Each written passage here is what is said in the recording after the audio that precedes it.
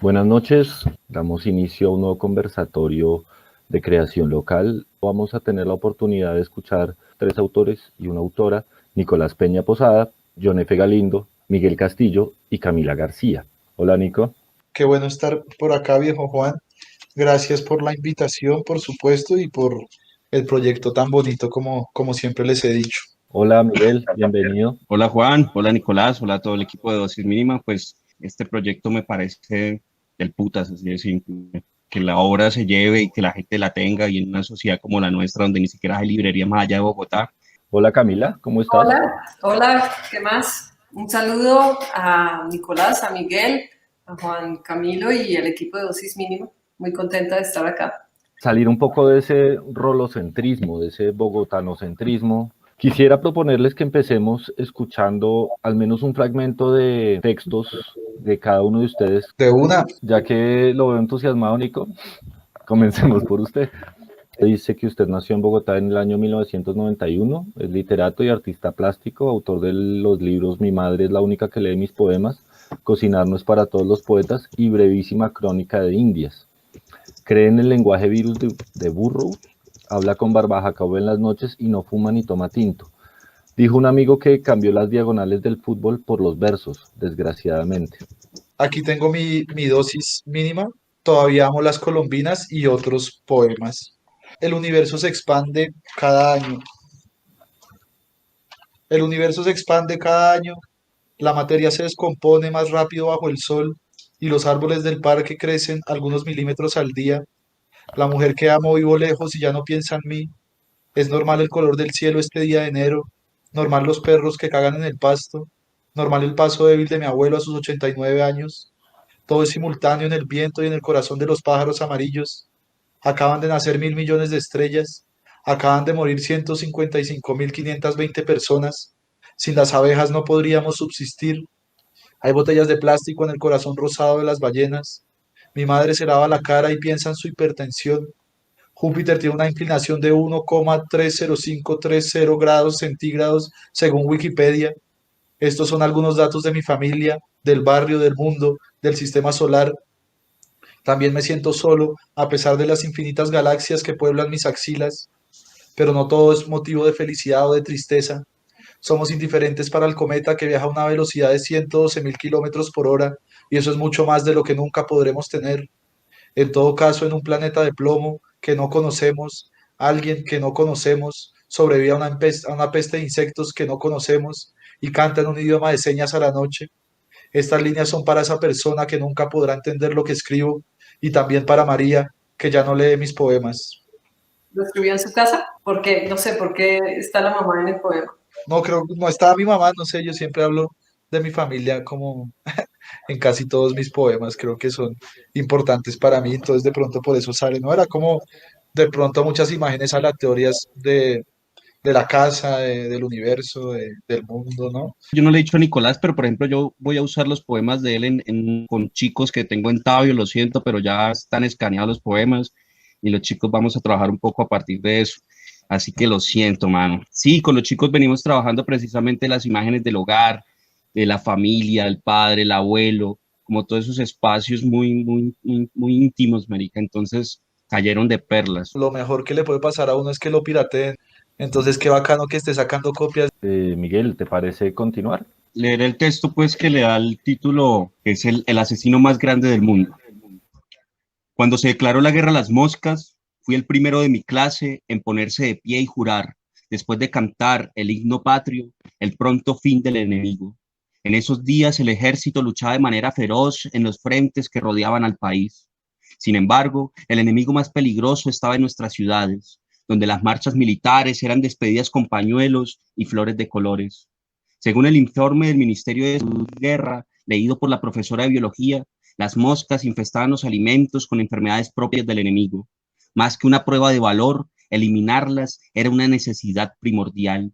Fue un tiempo en el que los niños corríamos de un lado a otro con matamoscas eléctricas en nuestras manos, zarandeándolos siempre en el aire como si jugáramos tenis contra Dios. Primero se oía el ruido de sus alas a 1000 aleteos por segundo, luego el chasquido eléctrico y la mosca cayendo al suelo con la misma apariencia de una piedra en el agua. El gobierno prometió una medalla al mérito a quien matara la mayor cantidad de enemigos. Para demostrar que merecía el premio, recogí cada mosca que liquidé con mis raquetazos. Así fue que me convertí en el asesino más grande del mundo. Los periódicos publicaron mi foto rodeado por los cadáveres de millones de moscas y el presidente, en discurso televisado, pronunció mi nombre como ejemplo para las tropas que luchaban en algún lugar distante de mi montaña de enemigos muertos. ¿Hace cuánto escribiste ese texto? Ese es viejísimo, más de 5 años, 6 años, que no había alguien también detrás de la escritura, como más juicioso aparte de uno mismo, revisando. Yo siempre estoy como reescribiendo ciertas cosas que necesitan mucho más trabajo de carpintería. ¿Cómo ve de pronto, digamos, ese movimiento cultural allá pues en San Gil o en Búcaros? Nosotros bromeamos mucho con eso hace mucho tiempo, pues cuando como que todos éramos más amigos y estamos más reunidos siempre, con lo que antes era un palá, que era como un grupo de taller de escritura que existió hace mucho tiempo, que es como la semilla de, por ejemplo, a John F. yo lo conocí en un taller de un palá. Estoy hablando del 2003 o el 2004. Y bueno, ahí empezó la amistad. Yo creo que era un grupo, a mí me gustó mucho, fue como que nos encontrábamos y se reúnen a hablar de libros, se emborrachan, se drogan, se golpean, escriben y luego se tallerean y como que juntamos un poco con eso. Y en Bucaramanga, pues como no había nada.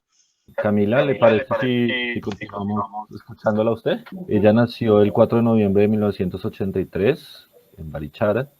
Es autora de los libros de cuentos Perros en el cielo y El jinete extraviado. Sus animaciones han sido exhibidas en festivales de animación experimental en México, Francia, Estados Unidos, Serbia, Alemania e Irlanda, entre otros.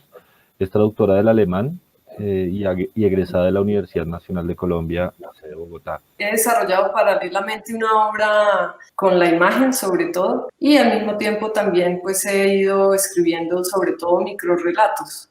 Pues las películas son mudas, tienen sonido pero no tienen textos. Los escritos eran muy breves y sin imágenes, entonces son como dos obras que van por lados muy diferentes y hace poco ya empecé a hacer literatura animada, entonces empecé a mezclar los microrrelatos y poemas con mi trabajo de animación, que es sobre todo con imágenes, con fotos, y empiezo a intervenir las fotos y a crear movimiento con ellas. Entonces les voy a leer uno que se llama Ojos de Poeta. Dice, después del apocalipsis, Ojos de Poeta al fin tendrá la oportunidad de tomarse el mundo, libre de su oponente más tenaz, el latoso humano. Sus ramas mutiladas crecerán con todo el ímpetu de su veloz ambición, se treparán por encima de todo destrozo, cobijarán los escombros con sus flores anaranjadas, cubrirán la tierra dormida.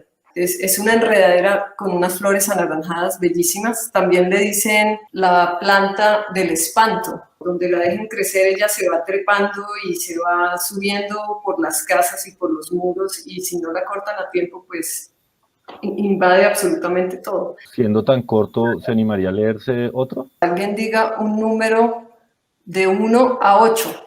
3. 3, bueno, el secreto. Sé que tienes un secreto, ¿cuándo piensas contármelo? No tengo ningún secreto, deja de inventarte cosas, dice mi madre. Y después mira a la señora que nos ha estado oyendo y le dice, es que es escritora, los escritores son así, tienen una mente fantasiosa. Y así se ha rehusado una vez más a contarme su secreto. Buenas, lo que nos convoca hoy un poco es pero sí quería decir la que, relación pues bueno, con la imagen, ¿no? De la palabra con la imagen. Una historia que yo leía cuando chiquito, el de maté 7 moscas de un solo tiro, y entonces todo el mundo creía que eran los gigantes. Me trae muchas imágenes a la cabeza porque además este tipo de historias eran ilustradas. Que el trabajo de Camila esté centrado en la imagen, las fotos que están bien bonitas. Obviamente las imágenes de los textos de Nico, una botella en el corazón rosado de una ballena, hace parte de la revolución de la autoedición. Yo quería preguntarle precisamente eso que menciona Pipe a Camila y a Migue, ¿cómo encuentran esa relación de la poesía con la narrativa? Casi todos son microrrelatos. Eso hace que haya más cercanía con la poesía. Pero pues yo nunca he escrito poesía, lo mío es la prosa y leo sobre todo cuento. Puede llegar a ser un poco difuso el límite, me gusta que eso pase a veces. Primero, la poesía que tiene este tono narrativo me fascina, es mucho más fácil, pues también. Pero también yo creo que hay una discusión ahí, es que esa separación también de los géneros yo creo que afecta. Es decir, o sea, la narrativa debe tener poesía. Y cuando encuentro textos narrativos donde no hay ese espacio de la metáfora, de la imagen precisamente poética, pues yo dejo el libro de inmediato, ¿sí? Y me ha pasado incluso con grandes autores que amo y de repente sacan un libro de cuentos donde la poesía desaparece. Sea que hablemos de crónica, sea que hablemos de novela, de cuento, la poesía tiene que estar ahí. Esos límites se han ido borrando, ¿no? Es decir, cierto que hay unos elementos que sí son propios de la poesía y propios del cuento, pero también uno ve muchos autores que empiezan a romper con eso, ¿no? Entonces, en los híbridos, ¿no? O en la hibridación, ¿no? Un poco en nuestro contexto latinoamericano eso se hace mucho, ¿no? Y cómo cada autor coge distintas herramientas. Seguramente hay unas diferencias muy claras y que me imagino que desde la academia están muy bien explicadas. Leer un texto de prosa donde no hay nada poético es un poco desolador. Entonces sí me parece muy interesante eso de que sea híbrida la escritura y de que esos límites sean cada vez más difusos. Yo lo veo como la necesidad de la escritura y ya, como la necesidad de la expresión, la necesidad de las palabras, del lenguaje, de decir algo.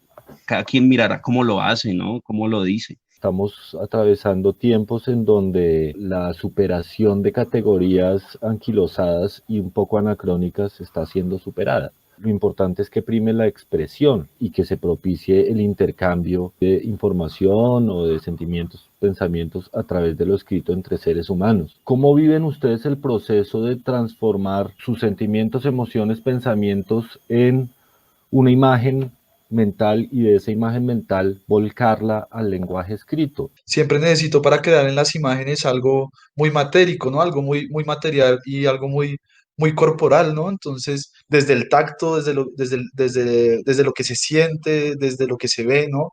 Y a partir de eso, pues, obvio, transformarlo en palabras. Por supuesto, tenemos el lenguaje para comunicarnos, ¿cierto? Es decir, para entendernos, ¿no? Hay algo más allá de simplemente la comunicación. Y creo que esa es una potencia muy grande que tiene el arte en general, ¿no? Y poder visualizar algo, desde que conocemos la historia del ser humano, siempre ha habido una necesidad de crear imágenes, no nos podemos pensar sin eso. De la capacidad de invocar lo ausente que tiene el lenguaje, de crear. Y pues en mi caso es como que me llega una imagen, muchas veces a raíz de esa imagen es que desarrollo todo el cuento. Porque bueno, no solo escribo microrrelatos, sino también a veces cuentos cortos que tienen una trama, o también a veces vienen imágenes aisladas que voy escribiendo por ahí, veo cuáles se pueden unir y qué puedo hacer con ellos, como armando un rompecabezas más o menos. Recordar algo que dijimos desde nuestro primer live: si decidimos hacer este tipo de eventos virtuales, no fue tanto por gusto, sino para poder seguir viéndonos. Tanto Dosis como nuestro trabajo editorial pertenece a la gente, la expresión comunitaria y sobre todo las cosas hermosas que afloran cuando los seres humanos se relacionan pacíficamente y sin uniformes fluorescentes. Invitar a la gente a que haga otras cosas y se desprenda también de las pantallas. Pues que se cuiden obviamente, pero que cuiden también el movimiento porque no hay que dejar que muera ahí. Ahí está reviviendo solo, ¿no? Les quiero agradecer muy de corazón su participación y sobre todo la confianza que han depositado en nosotros para permitirnos publicarles sus textos, o al menos un pedacito de sus textos. Me alegra mucho pues poder estar ahí con ustedes pues me pone realmente feliz, digamos, ese proyecto, entonces agradecerles. Sí, yo también quería pues felicitarlos por esa colección local, que es la oportunidad perfecta para ver lo que están haciendo otras personas en el mismo plan que uno, en la misma ciudad, y uno ni siquiera se ha enterado.